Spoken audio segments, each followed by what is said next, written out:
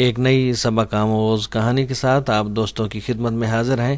کہانی کا عنوان ہے شکریہ اس بچے کا جو مجھے یقین اور اخلاص سے اللہ کی بارگاہ میں دعا مانگنے کا طریقہ سکھا گیا۔ کہانی کیا ہے جانیے گا آج کی اس ویڈیو میں۔ جڑے رہیے ہمارے یوٹیوب چینل حرف حقیقت کے ساتھ۔ بسم اللہ الرحمن الرحیم والصلاۃ والسلام علی رسول الکریم۔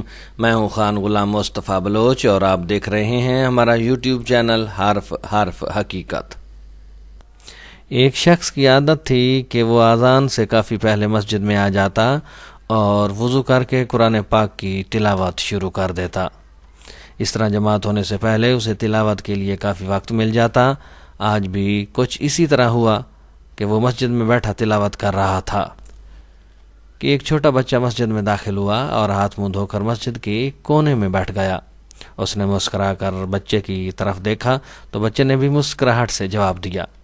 وہ سر جھکا کر پھر تلاوت میں مشغول ہو گیا۔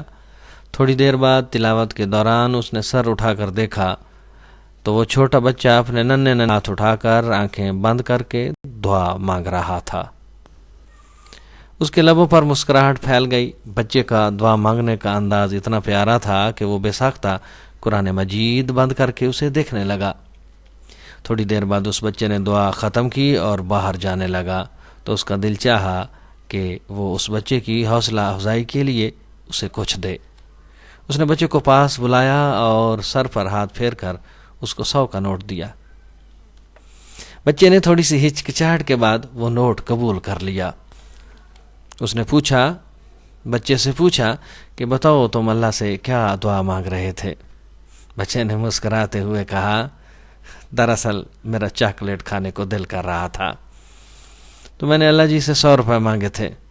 یہ کہہ کر وہ چلا گیا اور بچے کے جانے کے بعد بھی وہ اسی سمت دیکھتا رہا جس طرف وہ بچہ گیا، وہ بچہ جو اسے یقین اور اخلاص سے اللہ کی بارگاہ میں دعا مانگنے کا ایک طریقہ سکھا گیا۔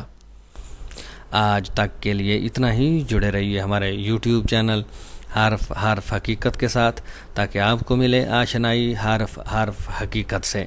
ویڈیو پسند آئے تو لائک کیجئے گا، شیئر کیجئے گا اور کومنٹ سیکشن میں جا کر اپنی رائے سے ضرور آگاہ کیجئے گا۔ آپ کی دعاؤں کا طالب آپ کا اپنا خان غلام مصطفیٰ بلوچ۔